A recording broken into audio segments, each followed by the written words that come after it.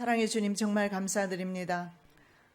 다니엘 같은 하나님의 믿음의 종들을 통해서 이 마지막 종말의 세상까지 기록하게 하시고 그의 기록을 통해서 저희들 이 마지막 시대를 가늠할 수 있도록 도와주셔서 감사드립니다. 오늘도 성령 하나님 친히 말씀 증거해 주셨고 바로 증거하게 도와주시옵시고 저희들은 깨달아 알아서 다시 오실 메시아 예수 그리스도를 거룩함으로 준비할 수 있도록 은혜 베풀어 주시옵소서.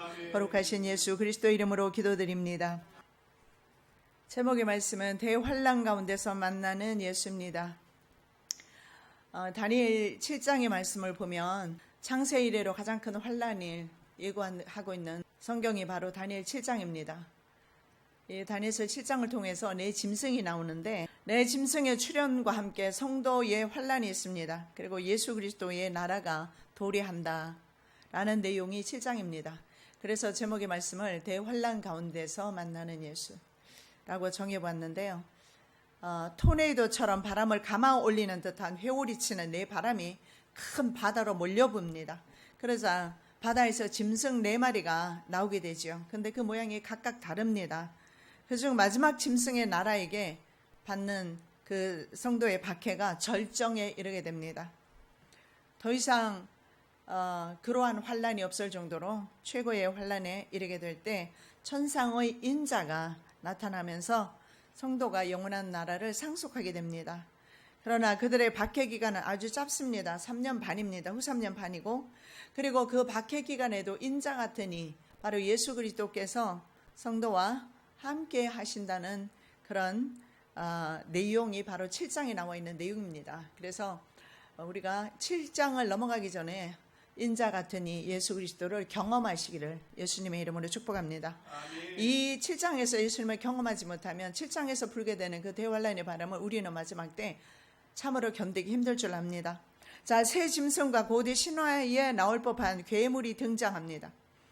네 번째 짐승 제국 통치 기간에 성도들은 창세 이래로 큰 환란에 들어가게 됩니다.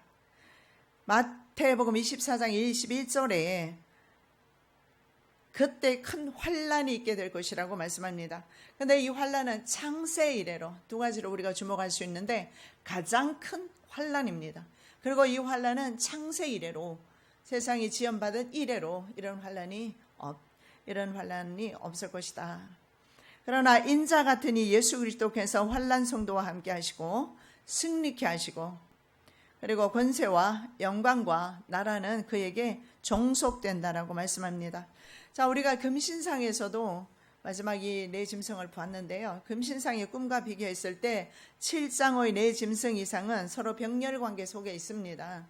그러면서도 보완되면서 점진적으로 전개되는 것을 발견할 수가 있는데 이 점진적인 전개, 환란도 물론 더 극심해지고 그리고 또 그 마지막 때 짐승에 대해서 더 구체적으로까지 말씀을 하게 되죠. 작은 불, 심지어는 적그리스도까지 언급하면서 그 역사가 좀 더 이제는 아주 점진적으로 더 많이 이렇게 나아가는 것을 발견하는데 그것을 통해서 우리에게 보여주고자 하는 다니엘의 뜻은 분명히 하나님 나라까지입니다. 그래서 결국은 이 역사는 종말을 향해서 간다는 말도 맞지만 바로 하나님의 나라를 우리가 상속받기 위해서 나아가고 있다라는 사실을 7장을 통해서 볼 수가 있습니다. 자, 2장의 금신상 꿈은요, 네 나라를 한 몸에 표현합니다.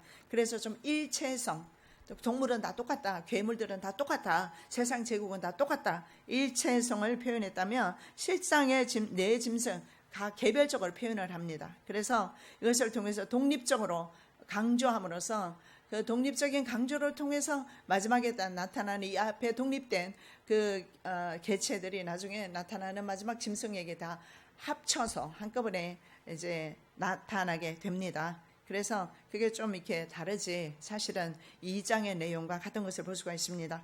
자, 요한 사도는 마지막 7머리 열불 짐승이 내 짐승의 모든 일체성을 가지고 있다고 말씀을 합니다. 즉 바로 방금 지금 우리 다니엘서 7장에서 말하는 그 개별적이면서 결국은 하나의 독립된 그런 제국, 결국은 그 마지막 제국을 의미하는 건데 요한 사도는 그 마지막 제국을 그 전에 있는 모든 나라가 이 마지막 제국에 포함되는 것으로 설명하고 있습니다. 그것이 바로 한 짐승 안에 표범의 모습과 그리고 표범의 몸과 곰의 발바닥, 사자의 입, 이렇게 해서 한 짐승 안에 세 개의 그 괴물을 표현하고 있습니다. 그래서 결국은 세상 제국은 하나님이 보셨을 때 똑같은 그런 짐승 제국이라는 것을 보여주고 있습니다. 자, 2장의 신상과 7장의 짐승은 세상 제국을 표현한다 라고 볼 수가 있습니다. 자, 네 나라는 특정한 네 제국이죠. 우리가 아시는 대로 바벨론, 페르시아, 헬라, 로마입니다. 그리고 로마에서 또 나오게 될 적그리스도, 작은 뿔까지 포함되는 거죠. 적그리스도는 바로 이렇게 로마 제국에 포함되는 그런 마지막 나라에 나오는 작은 뿔이 되겠습니다. 자, 그런데 실제적으로 이것을 너무 내 제국에만 국한시킬 이유가 없는 것이 그동안에 내 제국, 이런 나타나고 있는 제국 외에도 세계사에 출현하는 모든 나라를 상징한다는 사실을 볼 수가 있습니다. 그래서 내 짐승을 내 제국으로만 국한시킬 필요는 없다라는 것입니다. 그 안에는 현재 유럽연합과 미국과 러시아, 중국 뭐 이런 나라들 다 포함되고 있습니다. 그래서 그들이 바로 성경에서 말하는 열왕의 시대입니다. 이 열왕의 때에 바로 예수 그리스도께서 오신다고 말씀을 합니다. 도표를 보면서 우리가 2장 한 금신상 그리고 7장에 각각의 네 짐승에 대해서 말씀하는데 우리가 아는 내용이지만 다시 한번 확인해 보면 자, 금으로 된 머리고 2장에서 7장에는요 독수리 두 날개 달린 사자로 되어 있습니다. 2장에 은으로 된 가슴과 팔입니다. 물론 페르시아죠. 새 갈빗대를 물고 있는 곰으로 표현되고 있습니다. 네 번째는 헬라입니다. 노스로 된 배와 넓적다리입니다. 네 개의 날개에 달린 표범으로 말씀하고 있죠. 그리고 마지막은요 쇠와 진흙으로 된 다리와 발입니다. 그런데 7장에는요 일곱 머리 열뿔 짐승, 엄청난 파괴력을 가진 괴물로 나타나고 있는데 이 괴물 시대에 우리는 살고 있고 이 괴물은 앞에 나와 있는 그동안의 지구상에 존재했던 모든 제국들의 특징을 다 가지고 그 힘과 파워와 능력을 가지고 나타난다는 사실을 볼 수가 있습니다. 자, 2장에서 보면 네 나라는 산에서 채석한 돌, 바로 역시 인자입니다. 예수 그리스도에 의해서 멸망당한다고 나오는데요. 7장의 네 짐승은 태초부터 계신 이 성부 하나님께서 직접 주도하시는 하나님의 심판에 의해서 파멸되는 것으로 나옵니다. 채석한 돌은요 2장에 나오는 채석한 돌은 예수 그리스도이십니다. 그리고 태초부터 계신 이는 성부 하나님을 말씀합니다.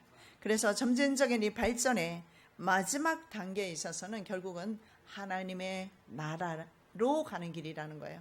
그래서 이것이 이 짐승이 갈수록 이제 그 파괴력과 그 세력이 계속해서 점진적으로 발전하고 있는데 그 발전에 최악의 발악을 할 때 그때서 비로소 인자가 이 땅 위에 도래하게 된다라는 겁니다. 자, 다시 한번 도표를 한번 보시겠습니다. 2장의 금신상 꿈과 그리고 7장의 내 짐승 이상입니다. 자, 인간적인 부분이 그래도 남아있었던 나라가 바로 2장에서 나오는 나라들이죠.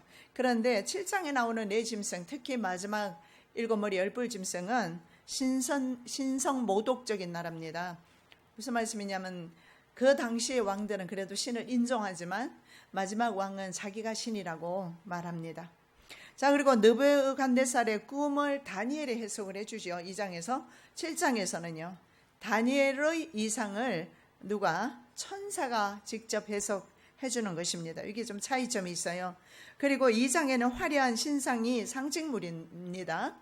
이것은 세속적인 나라를 가리키기 위해서 아주 화려하게 표현된 것으로 보입니다. 그런데 7장에 보면 아주 무서운 파괴적인 그런 짐승에 대한 나라, 그리고 2장에는 한 인체로 표현합니다. 인체의 그 나라를 다 표현을 시켰고, 그 다음에 7장에는 비인간적이고 그리고 개별적 짐승의 나라, 그리고 2장은 채석된 돌에 의해서 파괴되고 7장은 태초부터 계신 의에 의해서 심판이 이루어지는 것을 봅니다. 자, 2장과 7장의 제국들은 모두 아래로 내려갈수록 나라의 질이 떨어지게 되어 있습니다. 그럴 수밖에 없는 것이 금은 동철로 내려가지 않습니까? 고대 문명권 통치자들은 신에 대한 두려움과 경건이 나름대로는 있었습니다. 자기 스스로 신이라고 표현도 했지만 그러나 자기 또한 다른 신을 인정했던 것을 보게 됩니다. 그러나 인류 역사가 진행될수록 특히 이 마지막 시대에는 왕으로부터 제국, 열왕들부터 시작해서 국민에 이르기까지 한결같이 하나님에 대한 두려움이 없어져 버렸어요. 주님에 대한 경외심 없습니다. 그리고 세속의 가치가 그 자리를 대신하고 있고 세속의 가치가 그 사람의 왕이 되어 있고 신이 되어 있고 자기 자신이 신의 자리에 앉아 있고 더 이상 하나님이 필요 없는 그런 시대. 그래서 오늘날의 시대를 뉴 에이지 시대라고 합니다. 뉴 에이지는 새로운 가치 시대를 말하는데 신본주의, 즉 신중심 사상의 시대가 끝났다라는 겁니다. 그리고 하나님의 주권과 통치를 더 이상 인정하지 않는 것이 뉴 에이지 시대입니다. 뉴 에이지 사상이죠. 하나님의 주권과 통치를 더 이상 우리는 신은 더 이상 필요 없다. 신 따위는 필요 없다. 무신론 사상입니다. 그래서 새로운 사상이기 때문에 뉴 에이지 사상이라고 합니다. 자, 인간 안에 잠재력이 있고 신적 능력을 개발시켜서 신의 경지에 도달할 수 있다. 이것을 브라만이라든가 불교에서는 해탈이라고 합니다. 그래서 이것은 인본주의 내지는 사타니즘인데 이것이 바로 신세계 정부의 그리고 신세계 질서의 사상적 근간이 바로 이것입니다. 그래서 모든 종교를 통합시키는 거예요. 모든 종교는 다 똑같아요. 이미 신은 죽었습니다. 그저 사람의 마음에 위로받기 위해서 자기 신을 만드는 것 뿐이지 신은 죽었습니다. 그래서 죽어있는 그 심령을 파고드는 것입니다. 그래서 그 심령 속에 무엇이 들어갑니까? 사탄이 들어가는 것입니다. 그래서 오늘날의 거의 대부분의 문화는 바로 사탄 문화인 것을 볼 수가 있습니다. 얼마 전에 보니까 하나님의 도성 예루살렘에서 게이 프레이드가 있었어요. 그래서 어떤 사람은 배너에 이렇게 썼습니다. 이스라엘의 신을 노하게 하지 말라. 그런데 바로 게이 프레이드가 바로 경찰의 비호 속에서 그것도 하나님의 도성 예루살렘에서 진행됐다라는 거죠. 온통 세상이 불법으로 성경은 분명히 그것은 불법이라고 말하지 않습니까? 그래서 게이나 레즈비언을 우리가 사랑의 대상이고 긍휼의 대상이긴 하지만 그 죄까지 사랑할 수는 없는 것입니다. 자, 네 짐승 중 마지막 짐승은 자신이 바로 신의 보좌에 앉습니다. 그래서 아주 가치가 없어요. 그래서 사탄을 표현할 때, 우상을 표현할 때 아주 하잘것없고 가치 없는 것으로 성경에는 표현 많이 하고 있습니다. 그래서 마지막 네 번째 짐승은 아주 질이 떨어져요. 도덕적인 가치도 그렇고 영적으로도 마찬가지고 도덕적 결여, 영적 결여 다 되어 있는 나라가 마지막 나라입니다. 그저 권력에 있으면 좋고 내가 만족하면 내가 신이고 그런 세상에 우리가 살고 있습니다. 성도에게는 정말 진짜 성도에게는 가짜 성도는 환란이 있을 것도 없습니다만은 받아들이면 되지 않습니까? 사회 체제입니다. 국가 정부의 체제입니다. 받아들이면 되지만 진짜 성도에게는 예수님이 말씀하시기를 창세 이래 최고의 환란이 될 것이다. 자, 저그리스도 모형이 바로 마지막 짐승 10뿔에서 이미 나왔습니다. 한 작은 뿔이 바로 안티오쿠스 에피파네스라는 사람인데 이 사람은 여러분 기억할 것은 자주 나올 것입니다. 다니엘서 끝날 때까지. 왜냐하면 지금부터 시작해서 세계 전쟁에 관해서 다니엘서에서 계속 나오는데 자, 그때 셀루키드 왕조의 안티오쿠스 오늘날의 시리아 지역입니다. 안티오쿠스 에피파네스가 바로 작은 뿔의 모형으로서 이미 나왔었고 모형입니다. 모형. 진짜 뿔은 아직 나오지 않았죠. 자, 첫째 우리가 큰 바다로 부는 하늘의 네 바람에 대해서 살펴보겠습니다. 바벨론 왕 벨사살 원년이라고 말씀합니다. 다니엘이 침상에서 꿈을 꿉니다. 그리고 뇌 속으로 받은 이상을 꿈에 기록하지요. 그 내용이 뭐냐면 바로 하늘의 네 바람이 어디로 붑니까? 큰 바다로 몰려 불었다. 그 한 바다가 분명히 있습니다. 그 바다로 몰려 불었습니다. 그러니까 그 바람이 불자 바다에서 짐승 넷이 큰 짐승이 바다에서 나왔다. 다니엘은 이렇게 말하죠. 그런데 요한은 집약적으로 바로 한 짐승이 이 네 짐승의 모습을 가진 한 짐승이 나온다고 그렇게 말씀합니다. 자, 바벨론의 나보니데스 왕은요, 자기가 즉위한 직후에 바로 아라비아로 갑니다. 중앙 아라비아 테마로 원정을 가고 돌아오지 않았다고 했지요. 그래서 장남이었던 벨사살 왕, 그리고 이제 끝나지 않습니까? 메네메네 대길 우바르신 글씨가 나왔던 마지막 왕 벨사살 왕이 통치하게 되었던 바로 그 원년입니다. 그러면 지금 언제쯤 되겠어요? 지금으로부터 거의 2500여 년쯤 될 겁니다. BC 556년 아니면 555년 그 사이가 될 것입니다. 자, 2500여 년 전에 받은 이상인데 다니엘이 하늘의 네 바람이 바로 바다로 몰려 불고 그것을 보는데, 그러면은 금신상에 대한 환상을 본 이후에 어느 정도 세월이 흘렀을까요? 다니엘서는 12장이니까 그 짧은 세월로 생각하시지만 다니엘의 일생이 담겨 있어요. 50년이 지난 시점에 다니엘이 이 환상을 보게 됩니다. 자, 그러면 하늘의 네 바람의 정체가 무엇일까요? 하늘의 네 바람에 대한 여러 가지 해석이 있습니다. 근데 케일이라는 신학자는 이렇게 말합니다. 세상을 관리하는 하늘의 권세와 영광이다. 세상 권세는 하나님의 섭리와 통치 가운데 현재 운영되고 있음을 바람을 통해서 표현한 것입니다. 바람은 세상을 심판하는 하나님의 권능과 권세로서 하나님의 사용하시는 바로 하나님의 사역자임을 볼 수가 있습니다. 자, 스가랴 선지자는요, 구리산 사이에서 네 병거가 나오는 환상을 봅니다. 그런데 하늘의 네 바람이 나오죠. 이것은 세상의 심판을 전하기 위해서 역시 하나님께로부터 출병하는 하나님의 권능인 것을 볼 수가 있습니다. 그래서 성경에는 이 바람이요, 재앙으로 때로는 축복으로 임할 때가 참으로 많이 있습니다. 자, 첫째 병거가 바로 붉은 말들입니다. 이건 이왕지시록 6장에도 나오는 거죠.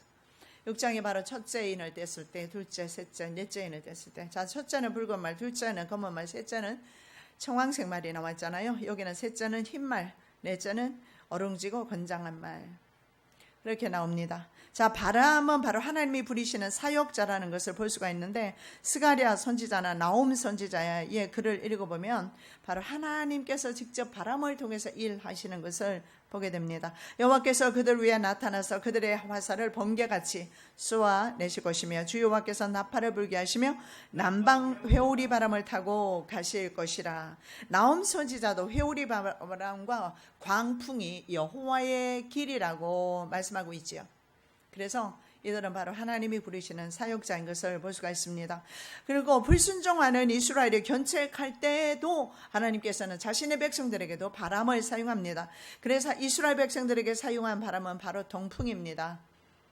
그리고 은혜의 바람은 바로 서풍입니다. 서쪽에서 불어오는 지중해 바람인데, 이스라엘 백성들에게도 동풍을 사용하셨는데, 이 동풍은 사막에서 불어오는 시로코 열풍이라고 합니다. 모든 농작물을 고사시켜버리고 생명을 죽이는 그런 아주 무서운 바람. 이런 바람은 한국에서는 거의 불지 않는 것 같아요. 한국에서 바람이 불었을 때 물론 물에 잠기기도 하고 집이 무너지기도 하고 토사가 나고 이런 현상은 나타나지만, 이 바람은 얼마나 뜨거운지 모든 농작물을 순식간에 태우고 밖에 있는 동물까지도 다 죽일 수 있는 바람. 그러니까 적어도 50도, 60도 되는 열사의 바람입니다. 이 바람이 이스라엘을 향했을 때는 이스라엘은 그 하나님의 징계를 받아야 했던 것입니다.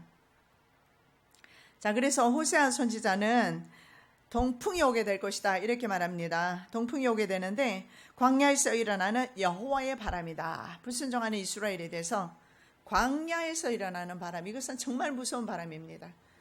우리가 찬양 가사 속에서 동남풍아 불어라, 이 동남풍이 바로 그 바람이에요. 동쪽 남쪽에서 오는 바람입니다.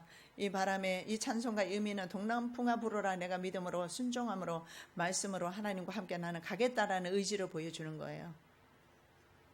그래서 동풍은 결코 축복의 바람이 아니고 하나님의 심판으로 사용되는 것을 봅니다. 그리고 말씀을 순종하지 않았던 사람이 있죠. 그 사람이 누굽니까? 다시스로 가는 배를 탔던 사람, 그 유명한 우리 아저씨, 친근한 아저씨 요나입니다. 선지자 같지가 않아요. 얼마나 국수주의에 빠져있고 이기적으로 말씀을 증거하는지. 말씀 증거하고도 어디 멸망하나 안 하나 쳐다보고 있다가 멸망 안 하니까 성질을 있는 대로 냈던 선지자, 나와 같은 선지자, 여러분과 같은 똑같은 성질을 가진 선지자. 그래도 하나님께서 그를 사용하셨는데요, 역시 바람을 사용하셔서 자기는 박넝쿨이 있기를 원하지만 회오리 바람이 부니까 박넝쿨이 없어져 버립니다. 그래서 성질을 막 더 냈죠. 차라리 나 죽이라고, 하나님 앞에 나 죽이라고 대든 참 대단한 선지자입니다. 간이 뭐 배 밖으로 나왔든지 둘 중에 하나인데 어쨌든 나 죽이라고. 왜냐하면 박넝쿨 제거했다고. 하나님이 교훈 주시려고. 그래서 너 박넝쿨 귀하냐? 그래요. 그게 우리 인간이에요. 나한테는 박넝쿨이 저 인간들보다 더 귀할 겁니다. 그죠? 그리스도인들은 그렇게 살지 말자고 성경에서 가르쳐 주는 겁니다. 인간이 더 소중하지 어찌 너를 덮어주는 박넝쿨이 그렇게 귀하느냐, 귀한가. 하나님이 이제 알려주시는 거예요. 그래서 박넝쿨을 말려버렸어요. 동풍을 불게 해서. 그리고 또 엉뚱한 대로 자기는 싫어서 싫을 수밖에 없어요. 왜냐하면 니느웨는 아수르의 수도고 북이스라엘은 아수르에 나중에 멸망합니다. 그 원수 같은 나라, 우리에게는 일본 같은 나라, 그 나라의 복음을 전하고 싶었겠습니까? 그래서 딴 데로 가는 배를 타버리죠. 그런데 하나님께서 바로 하나님의 바람을 사용하셔요. 대풍을 바다 위에 내리셨다. 바로 하나님의 사역자입니다. 대풍을 내려서 배가 깨어지게 돼서 할 수 없이 물고기 뱃속에 들어갔더니 물고기가 육지에 뱉어주네요. 그래서 그 땅에서 복음을 전할 수 있었던 것입니다.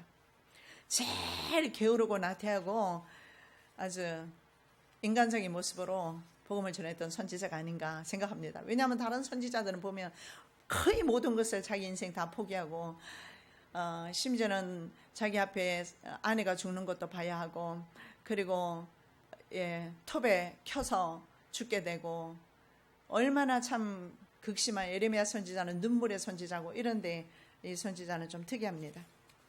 자, 마지막에 넷째 제국은 바로 역시 하나님의 바람에 의해서 사라지게 될 것입니다. 이 지구상 여러분 바람에 의해서 사라집니다. 연연하지 않으시기 바랍니다. 그때 쇠와 진흙과 녹과 은과 금이 다 부셔져 여러분 타작마당의 겨같이 되어 바람에 날려 간 곳이 없었고 우상을 친 돌은 태산을 이루어 온 세계에 가득하였나이다. 자, 두 번째 바다에 대해서 살펴봅니다. 창조 신학의 상징물이 바로 바다입니다. 큰 바다로 몰려불었다 그랬어요. 막 휙휙 도는 있잖아요. 여러분 저는 미국에 있으면서 봤어요. 도는 걸 봤는데 정말로 무서워요. 이게 돌고 지나가면은 집도 같이 함께 돌아요. 차도 막 돌아요. 세상에 얼마나 무서운지 몰라요. 그 토네이도 같은 바람이 큰 바다로 향해서 몰려 불었습니다. 하나님께서는 세상을 창조하실 때 바다의 혼돈 세력을 제압하셨습니다. 그리고 세상에 빛을 주셨습니다. 이 혼돈의 세력이 있는 곳이 바로 바다예요. 자, 수면이라는 것을 원어의 태음이라고 합니다. 태음. 창세기 1장 2절에 태음이라고 하는데 이 태음이라는 것은 그래서 원래 우리가 알고 있는 이런 바다와 다르다는 사실을 볼 수가 있습니다. 태음이라는 것은 혼돈의 바다라는 뜻입니다. 혼돈. 그래서 고대 사람들은 바다를 생각하면 큰 괴물들이 나오는, 그래서 아마 요한도 다니엘도 그렇게 환상을 보았을 겁니다. 이 세상 제국을 바다에서 나오는 괴물로 비유를 했던 것입니다. 자, 이 혼돈의 바다는요, 하나님의 창조 주권에 저항하는 반역 세력입니다. 이것이 바다였어요. 그래서 특이하게 하나님이 창조하실 때 바다를 명해서 너 한 곳으로 들어가라고 말합니다. 너 한 곳으로 모이라고 말합니다. 그리고 땅을 내어놓으라고 말합니다. 그래서 땅이 나오게 되고 바다는 한 곳으로 밀려나게 됩니다. 그래서 하나님의 창조 주권에 저항하는 세력이 바로 바다 세력입니다. 자, 그런데요, 창세기 1장에 보면 이 바다 세력을 제압하는 것이 성령님에 의해서 이루어집니다. 하나님께서는 명령의 말씀으로 천지를 창조하셨습니다. 1장 1절에 하나님이 태초에 천지를 창조하셨다고 말씀합니다. 대체 끝났습니다. 말씀으로 창조하셨어요. 말씀으로 천지를 잠잠게 하셨고 말씀으로 혼돈의 세력을 이미 제압하셨어요. 언제? 이미 창세 전에 창조하실 때.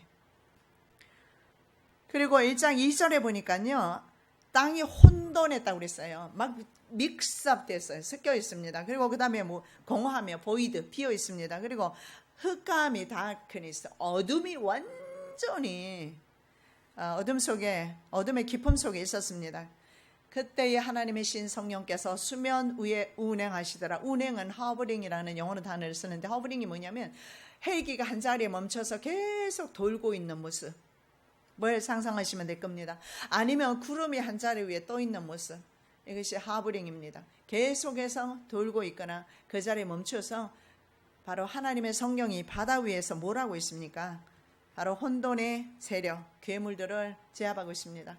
여러분 이미 답이 나왔어요. 그러면 이 세상의 세력들, 제국의 세력들을 이미 벌써 창조하실 때 성령께서 제압하셨습니다. 사실은 끝난 사건입니다. 그러나 세상에 속해 있는 사람은 이 마지막 때가 두려움으로 다가올 것입니다. 그러나 하나님의 자녀들에게는 이미 하나님께서 그 권세를 그리고 이 괴물들을 말입니다. 제압하셨습니다.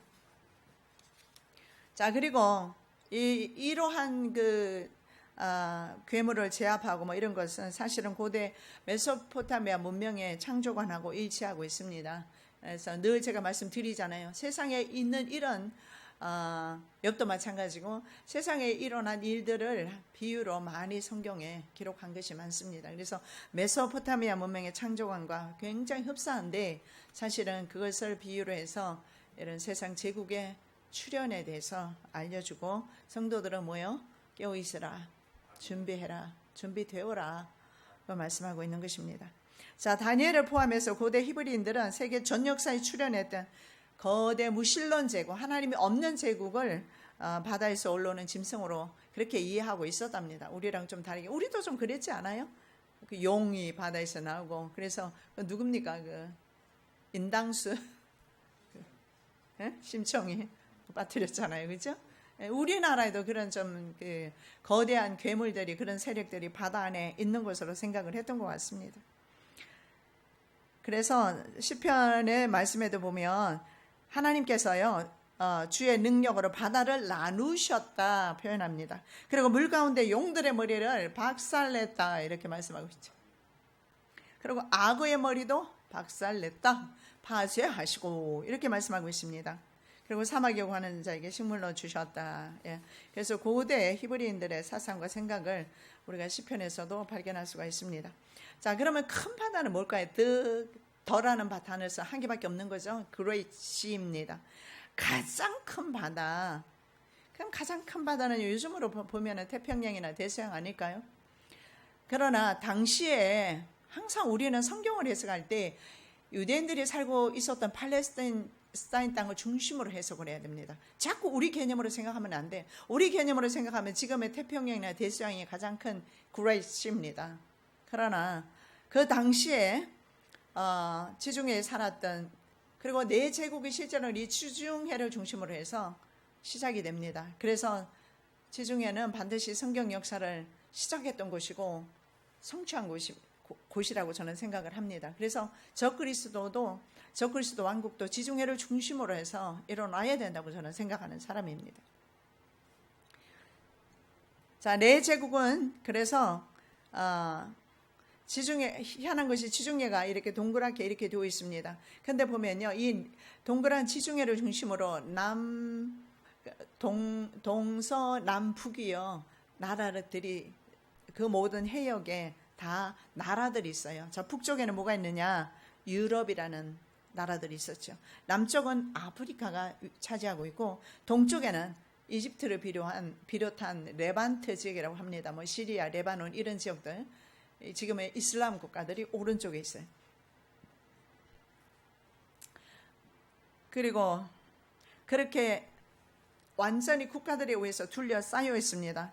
이 레반트는 고대 팔레스타인 지역이죠. 고대 우리가 성경에서는 가나안이라고 하는 지역입니다. 가나안과 그리고 시리아, 이스라엘이 북쪽입니다. 그리고 북쪽에 또 있죠. 레바논. 이런 나라들을 레반트라고 합니다. 신문에 보면 레반트라고 많이 나올 거예요. 자, 오늘날 전 세계에서 종교적으로 가장 민감한 곳이 바로 레반트 지역입니다. 성경 역사가 기록된 것입니다. 그리고 이스라엘 국가와 주변 이슬람 국가들의 분쟁 지역입니다. 그런데 네 마리 짐승이 그러면 지중해에서 나오지 않을까? 그러면 적어도 이들 국가에서 나올 가능성이 있죠. 자, 라틴어로 지중해를 지구의 한가운데라고 그렇게 말합니다. 메더트레이니언이라고 합니다. 메더트레이니언이라는 뜻이 뭐냐면 메디어스, 한가운데라는 뜻과 지구, 테러라는 지구의 합성어입니다. 그래서 그 당시에 지중해가 전 세계 땅의 한가운데 있다라는 뜻으로 지중해를 그렇게 표기하고 있습니다. 왜냐하면 사면 바다 전체가 육지에 쌓여 있기 때문에 당시의 중동인과 유럽인들 사이에는 지중해가 세계의 중심이라고 하는데 맞는 것 같습니다. 왜냐하면 에스겔 말씀에 보면 이스라엘이 바로 세상 중앙에 거하는 백성이라고, 그래서 세계의 중심이라고 말씀하고 있습니다. 에스겔 38장 12절에 세상 중앙에 거하는 백성이라고 그렇게 에스겔은 표현하고 있습니다. 세상 중앙. 그래서 그것이 바로 지중해가 아닐까. 물론 이 바다가 지중해가 아닐 수도 있습니다. 그러나 성경이 이 지역을 중심으로 기록되었기 때문에 지중해라고 보는 것이 합당하지 않을까. 네 바람입니다. 네 바람이 지중해를 향해 붑니다. 여러분, 동서남북 네 바람이죠. 네 바람은 사방을 가리키는데 모든 방위 사방입니다. 인간 역사의 전 영역을 상징한다고 볼 수가 있습니다. 네 방향은요, 바로 하나님의 주권이 미치는 지역입니다. 그래서 온 세상입니다. 전 세계에서 바로 지중해를 향해서 토네이도가 불고 있다, 이렇게 보시면 돼요. 왜냐하면 네 방향에서 바람이 가잖아요. 그러면 전 세계에서 어디로 바람이 가고 있어요? 바로 지중해로 가고 있다.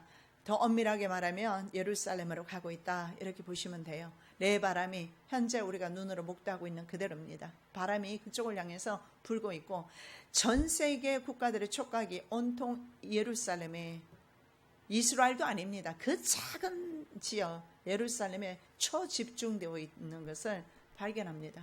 그 이유는 모든 종교, 3대 종교가 거기에 다 성지로 인정하기 때문에 그렇습니다. 기독교의 성지, 이슬람의 성지, 유대인들의 성지, 그래서 유대교의 성지, 그래서 그곳으로 바람이, 현재 심판의 바람이 불고 있는 것 같습니다.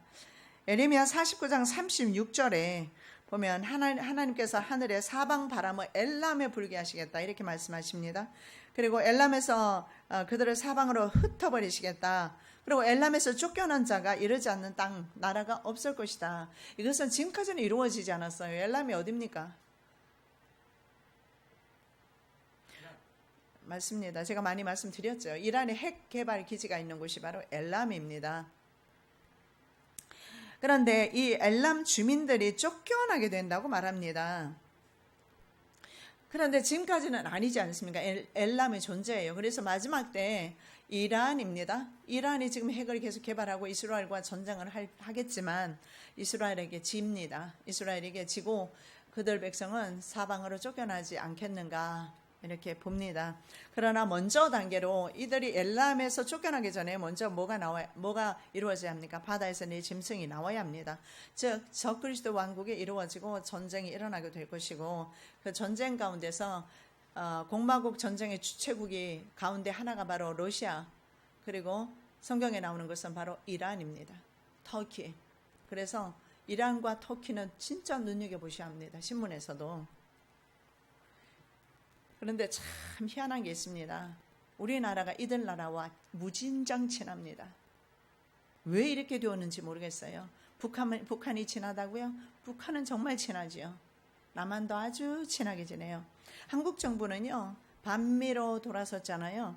그러면서 반이스라엘 정책을 펴고 있어요. 그리고 친중국, 그리고 친레반트, 이스라엘을 뺀 다른 지역들 정책을 펴고 있습니다. 그래서 이 레반트, 이란 시아파 벨트에 속한 나라들인 시리아 시아파, 그리고 레바논 하마스, 이런 지역의 국가들과 관계가 깊습니다. 미국 대사관이 예루살렘 이전하는 것을 반대하는 유엔에서 표를 던질 때 우리나라는 찬성표를 던졌어요. 우리도 반대한다. 차라리 기권이나 했으면 미운털이 덜 박힐 텐데. 그리고 현 대통령 비서실장 임종석 씨 방문한 나라들이 바로 레반트지요. 레바논, 아랍에미레이트, 이런 지역, 레반트 지역의 국가들입니다. 임종석이 어떤 사람입니까? 그 사람은요, 전대엽 3기 의장을 했습니다. 그리고 임수경 방북 프로젝트를 진두지휘해서 3년 동안 국가보안법에 걸려서 옥살이했던 사람이 현재 대통령 비서실장으로 있습니다. 그는요, 김일성 주체 사상, 김일성을 하나님으로 모시는 사상이 주체 사상이에요. 김일성 주체 사상을 지도 이념과 행동 지침으로 삼는 주사파입니다. 그리고 민족 해방을 주장하고 있습니다. 다음은 제가 글을 하나 읽어드리겠습니다. 그냥 요약한 것입니다. 길어서 제가 요약했는데 임종석의 한양대 스승입니다. 맹주성 교수가 두 번째 편지를 이번에 보냈더라고요. 그 두 번째 편지 내용입니다. 정치, 경제, 사회 모든 분야에서 정상적으로 가고 있는 것이 없다. 대한민국이라는 땅 덩어리가 지구의 회전 방향과 반대로 돌아가고 있다. 눈만 뜨면 벌어지는 이해를 해줄 수도 없고 이해를 해서도 안 되는 새로운 일들로 나의 머릿속은 마치 토네이도가 지나가고 있는 듯 어지럽다니. 옛 성경에서 토네이도가 지금 바다를 향해서 불지 않습니까? 우리가 근데 그 소용돌이 속에서 우리가 레반트 지역과 무관하지 않다는 걸 지금 말씀드리는 거예요. 우리가 현재 겪고 있는 혼돈은 현 정권의 일탈적 통치 방식으로 그동안 자연스럽게 유지되어 왔던 국가 정체성을 부정하고 뒤집어버렸기 때문이다. 민주주의 국가를 뒤집어버리고 있다는 것을 지금 말하고 있는 것입니다. 자유민주주의 국가의 자유시장 경제, 자유민주정치, 실질적 법칙 3대 요소 모두 무너졌다. 자기 스승이 그렇게 말하고 있어요. 글로벌 상승 경기 속에서 다른 데는 지금 경기가 오히려 올라가는데 우리의 경제 지표는 하향 곡선을 그리고 있고 국고를 탕진하고 빚 늘려가며 돈 뿌리는 정치, 누가 못하는가? 현재 우리는 자유민주주의 정치를 하지 못하고 있다. 내각이 필요하지 않다는 느낌이 든다. 원자력 발전소와 군무장 해제 등은 망국적 사건이다. 사실 그렇습니다. 경제는 경제대로 망해가고 정치는 독재 이상이다. 좀 심각한 것 같습니다. 북한은 어느 정도입니까? 북한도 이들 국가와 군사적으로 아주 밀접한 관계입니다. 이란은요, 터키와 러시아 국가들과 친하죠. 러시아 국가와 친하고 레바논과 팔레스타인, 시리아 등지의 군사 무기와 기술, 심지어는 땅굴 기술 전 세계 1위 아닙니까? 그래서 하마스에게 땅굴 기술 가르쳐주고 가자 지구에 있는 팔레스타인, 가자 지구, 그런데 땅굴 기술 가르쳐서, 그래서 그들이 어디로 옵니까? 땅굴 파서, 다른 곳은 경계를 해놨으니까 못 들어오니까 땅굴 파서 이스라엘 땅으로 기어 들어옵니다. 그런데 이스라엘은 들어오는 쪽쪽 그것을 다 파괴를 했어요. 우리나라는 벌집이 되어 있을 겁니다. 전국에. 발견되어도 발견되었다고 하지 않습니다. 주사파가 이렇게 정치를 하고 있는데 발견되었다고 말하겠습니까? 할 리가 없지 않겠습니까? 그렇게 북한의 기술이 전 세계적으로 이름을 알리고 있는데 남쪽으로 안 팔겠습니까? 당연히 봤어요. 확인해 볼 것도 없습니다. 어떤 사람은 땅굴 있네 없네 막 그러는데요. 저는 100% 있다고 믿습니다. 그리고 그때 그 장군 누굽니까? 그분과 그 땅굴 탐사하는 거 한번 같이 해보기도 하고 했는데요. 그리고 제 책에도 기록을 해놨지만요. 그분 책을 인용해서 한성주 장군인가요? 근데요.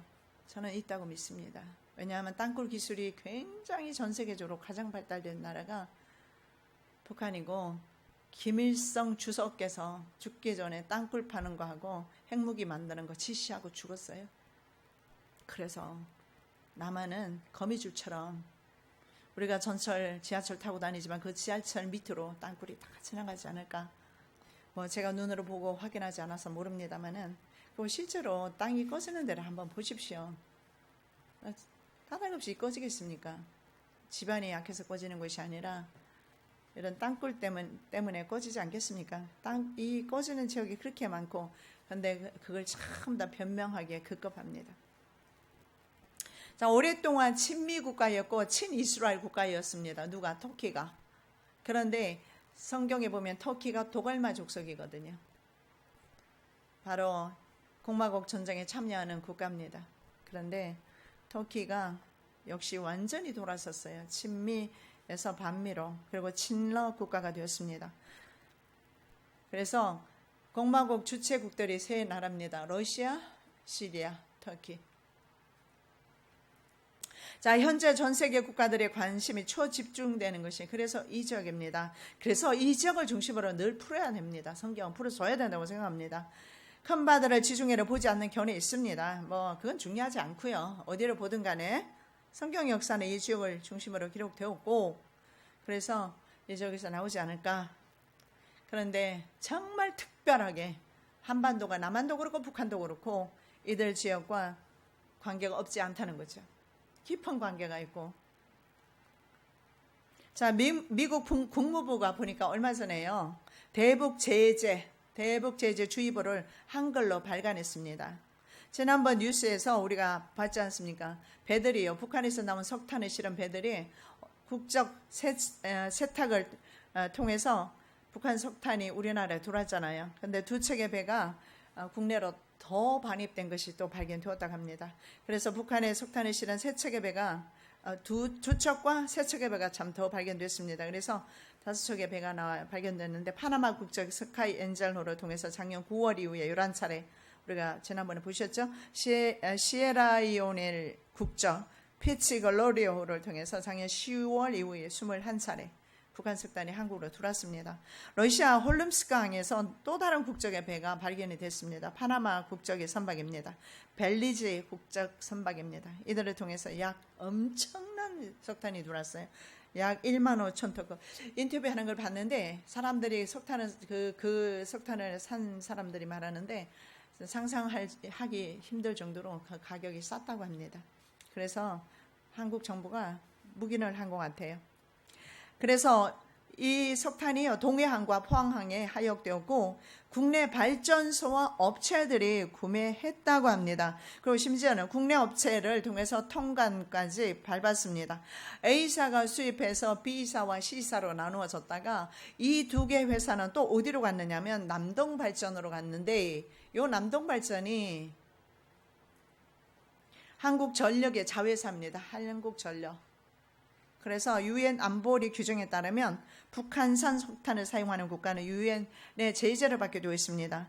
그래서 더군다나 은행에 신용장까지 발급이 된 상태라 만일에 미국이 세컨더리 보이콧이라는 것을 실시하게 되면 이 세컨더리 보이콧이 뭐냐면 북한과 거래하는 제3국의 국가, 기업, 은행 할 것 없이 다 제재하는 것입니다. 이렇게 되면 국내 은행 파산합니다. 100% 파산합니다. 한국전력 파산합니다. 한국국가 파산합니다. 미국이 세컨더리 보이콧으로 만일의 제재를 가하면. 그런데 미국 국무부가 대북 제재에 대한 이런 것의 경고성을요 희한하게 한국말로 기록을 해서 발간을 했습니다. 한국 사람 보라는 거예요. 한국 정부 보라는 겁니다. 정신 차려야 돼요. 정북 하다가 주사파 그러다가 정말 공산화가 되었을 때 인권이 어디 있습니까? 생존권이 어디 있습니까? 반인륜적인 그런 김정은의 그 세습을 통해서 그들의 부자들이 하는 것을 보았지 않습니까? 할아버지부터 손자 이르기까지 얼마나 악독하게 자기의 삼촌을 그 불로 그대로 지져버리지 않습니까? 조각이 남을 그 얼마나 화력이 셌으면요 흔적이 없을 정도로 그대로 그냥 타버리고 자기 형님입니다. 배다른 형님이지만 아버지는 같지 않습니까? 형님도 죽여버리고 그런 그 잔인무도한 그런 세력인데 거기에 붙어서 정신 못 차리고 있는 우리 한국 사람 어떻게 해야 합니까?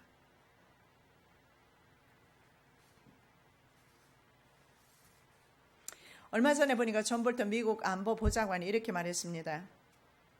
밀반입과 기소에 대해서 언급합니다. 유엔 안보리에 기소하겠다는 의사인 것도 같습니다.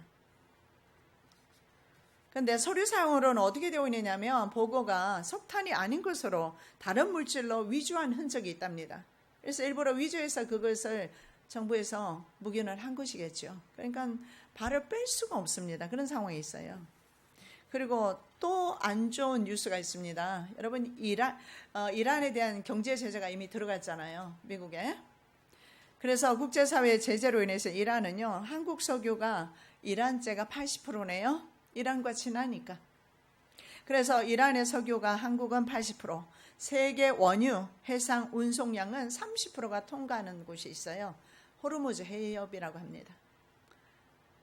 이 호르무즈 해협은 제 책에도 전에 제가 한번 이 해협이 워낙 중요해서 제가 기록을 해놓았는데요. 여기서 봉쇄를 하면 물론 이란만 있는 것이 아닙니다. 아랍에미레이트, 오만, 그 세 개 국가, 이란 국가 이렇게 해서 호르무즈 해저협이 지나가는데 다른 곳은 수심이 너무 얕아서 바로 이 원유를 실은 유조선이 다른 지역으로 못 지나가고 어디로 지나가야 되냐? 반드시 이란 해협 옆으로, 이란 옆에 호르무즈 해협으로 지나가야 된다고 합니다. 그런데 이것을 봉쇄해 버리면 지금 신문의 뉴스를 보니까 유가가 원래는 70배럴당 70불 되면 굉장히 그것도 비싼 건데 많이 올랐거든요. 70불은 이미 넘어간 걸로 알아요. 90불 이상 급등할 것이다. 여러분, 나는 차도 없고 없는데 뭐 기름값 올라가면 상관없지 않아요. 모든 우리 있잖아요. 지금 우리 자본주의의 모든 삶의 근간이 바로 석유와 연결되어 있다는 겁니다. 원유와 연결되어 있어요. 원유 없이는 살아갈 수가 없어요. 그런데 우리나라에는 하필이 제재를 당하는 이란의 원유 80%를 수입한답니다. 기가 막히죠. 그러면 이란이 제재를 받으면서 같이 제재받는 것과 마찬가지예요. 이란 역시 그래서 자국과 고려하는 제3국의 기업과 은행, 정부 모두에 가하는 제재, 이 세컨더리 보이콧을 합니다. 그래서 누구든지 이란과 미국이 워낙 강대 국가니까 미국의 말에 거스릴 수가 없습니다. 사자가 한번 포효하는데 어디 그 앞에. 그래서 사실은요, 이란에 있는 많은 기업들이 빠져나가고 있고 거래를 중단하고 있고 현재 그런 상황입니다. 왜냐하면 세컨더리 보이콧을 당하면요, 정부까지도, 그리고 은행은 물론 기업은 파산하기 때문에 발을 빼려고 하지요. 얼마나 이기적인 세상인데. 뉴욕 타임즈 내용입니다. 이란 리알화 가치 폭락과 그에 따른 수입 물가 상승으로 이란인들이 큰 고통을 받고 있는데, 그의 매 주말 이란 어딘가에선 물가와 임금을 둘러싼 소규모 대규모가 발생하고 있다. 경제가 더 악화되면 이란은 혼란을 더 확산하게 될 것이다. 여러분, 그렇습니다. 아무리 이슬람 국가에서 저희들이 동질감을 가지고 살아도 경제 앞에는 넘어지게 되어 있습니다. 그래서 지금 이란 전체에서 폭동이 일어나고 있는 것 같습니다. 이란이 가만히 있지 않으려고 하겠죠. 러시아와 터키와 연합이 되면 그것이 세계 전쟁이 되지 않겠습니까? 이란의 이런 혼란은 예수님이 말씀하셨지 않습니까? 민족과 민족이, 같은 민족끼리 전쟁을 하지 않습니까? 내란이 일어나잖아요. 이것이 내전입니다. 예멘 내전입니다. 시리아 내전입니다. 그리고 이란에도, 그리고 이집트에도 이미 내전이 일어났습니다. 이제 이란도 못 살아서 내전이 일어나고 사우디아라비아까지 일어나고, 이런 국가들이 이렇게 내전으로 치닫게 되었을 때 예수님의 예언의 말씀이 성취가 될 것입니다. 자, 워싱턴 포스트는요, 북한의 ICBM을 다시 조립하고 있다고 보도했습니다. 화성 15형을 만든 평양 부근에 있는 강산 미사일 기지입니다. 공장이죠.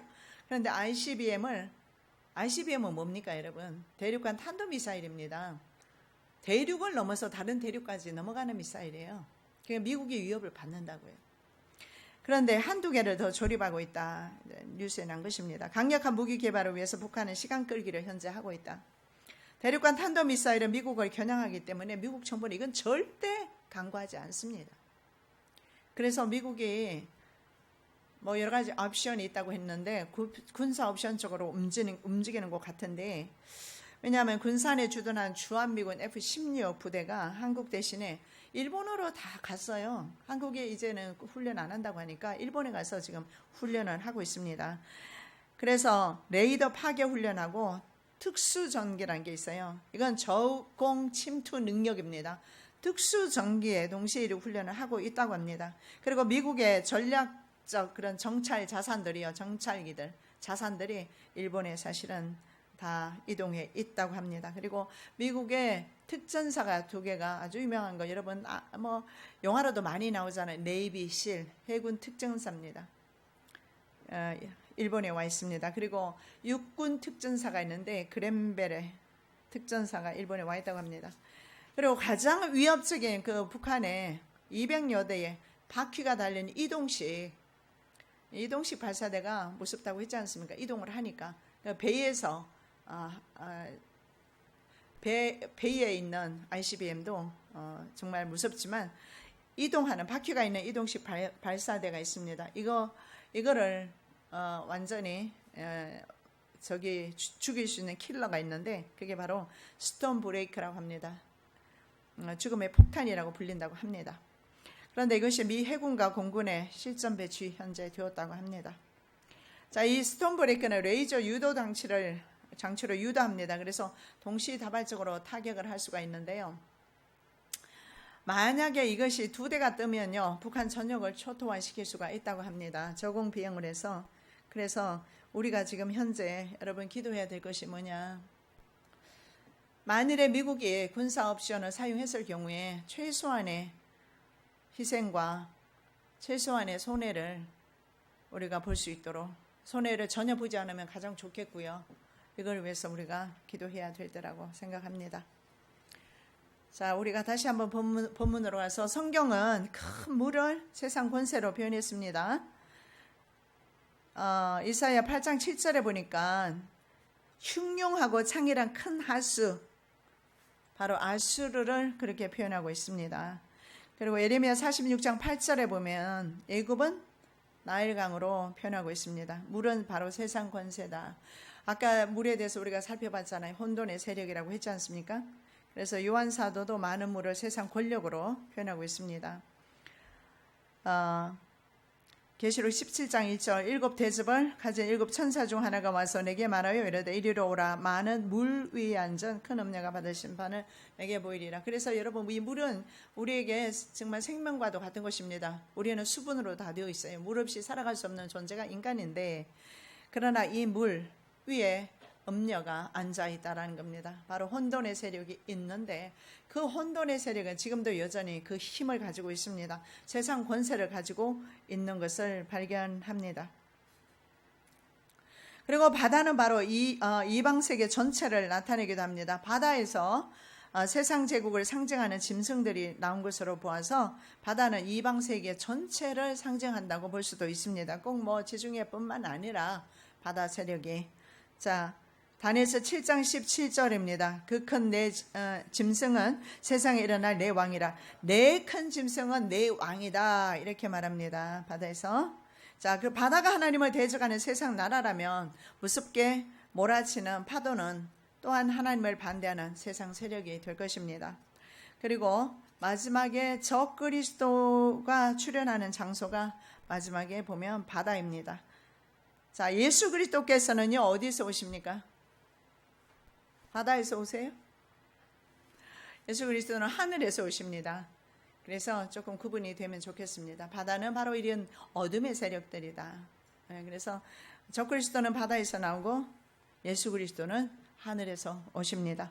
내가 보니 바다에서 한 짐승이 나오는데 뿔이 10이요 머리가 7이라. 그 뿔에는 10 왕관이 있고 그 머리대에는 신성모독하는 이름들이 있더라. 사랑해 예수님, 감사합니다.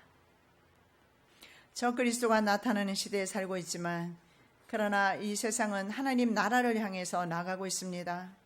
하나님 나라를 사모하며 하나님을 사모하며 살아가게 도와주심을 감사합니다. 세상에 속하지 말게 도와주셔서 세상에 심판받을 때 우리 또한 심판받지 않기를 원하며 우리 가족을, 우리의 자녀들을, 우리의 자손들을 주님께서 지켜보존하여 주시옵소서. 거룩하신 예수 그리스도 이름으로 기도드립니다. 아멘.